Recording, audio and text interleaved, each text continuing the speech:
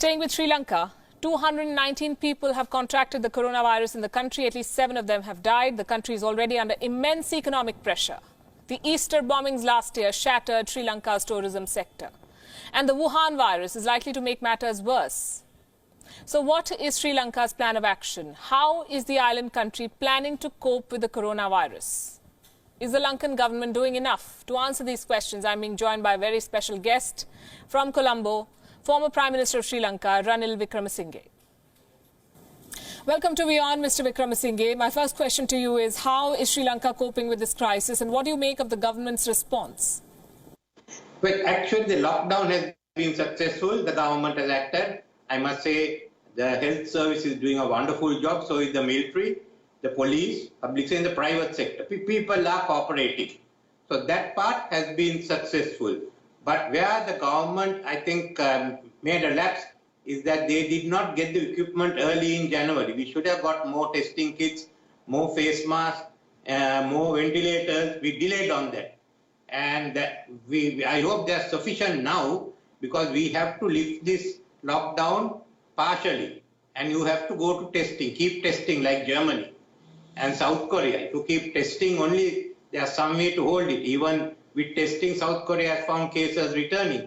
But there's no way out. Follow Germany, keep testing. And because we were fully locked down, since we were not ready at that time, we have to lift the lockdown partially and keep bringing the economy back on. This is being called another war. This outbreak is being compared to the Second World War. In your lifetime as a leader, would you say that this is the most challenging period that you have seen the whole world face together? This is the most challenging period, Second World War or any war. You knew who the enemy was.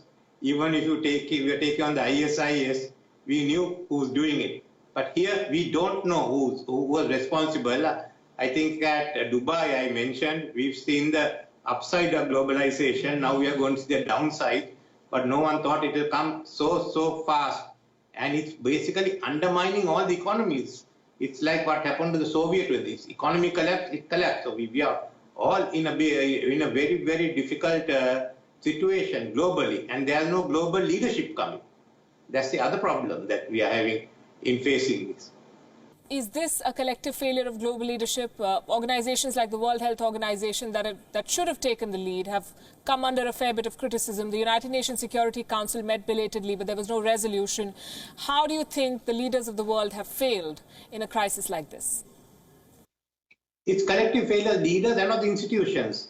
IMF, World Bank, WHO, UN, some has to come forward, which is not happening. When it came to climate change, there were people like the former French President Hollande, Obama and others who took leadership.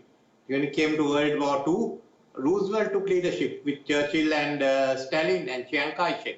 But here, who is taking leadership? Even when there was the economic downturn, the crisis in 2009, Gordon Brown, George Bush, many of them came in, took action. But here, no one is talking. Some of them are fighting. And we are just looking. It's a global pandemic. It's not a national issue. A global pandemic needs a global response. Some people have to step up and say, this is the way to do it. That is my point. And that at the moment, so this is the downside of globalization. You're having the impact of globalization, and there's no global response. It's just statements that are coming out. Pakistan has sought loan waivers from all the lenders, including China. Should Sri Lanka too ask China for a loan waiver in light of these developments? We can ask China, but with this China or any other countries, they will all have to take a policy decision. If you give one, you have to give the others. But our problem is that our bulk of our foreign loans, it's about, I think, about 50% of our debt is really international sovereign bonds. China, India, all come up to about 15 to 20% only. So the issue is the international foreign bonds, and we have to pay another $1 billion in a few months' time. So we take it off our reserves. Our reserves come down. I can't see any new money coming in. Earlier, we balanced it out by 2016, 17, and we are on the path to repayment. I think the government is now talking with the IMF because they have restored what the revenue back to the levels that the IMF wanted them. But it's going to be difficult. We will somehow pay this money, I feel, but then our reserves will go down further, and there's no way of meeting that gap. So we are all going to be in trouble by now, if not this year, by next year. But I think the creditor countries, all China, everyone should basically give some relief to all the other countries. But then in turn, Japan, China, their economy is also affected. So it's a sort of the effect is going to be felt. So it's a question of who takes the pain. But I think the creditor countries must look favorably at the debtor countries. And do you have any recommendations on what people should be reading and watching at this time? Well, it depends on what. I just got onto some Hindi movies. But I watched an old one 2 days ago, Hotel Mumbai. It's a sort of a rerun, but now there have been some of the new ones. What do you recommend I should see? Netflix had a whole series on Hindi movies. So you tell me what I should. I look at one about the love where the one who wanted to get married and the three friends went out to Spain. And he decided, Kabir Singh, this one, that is the name of that guy. I think, he was acting. So you do tell me some good ones I can watch.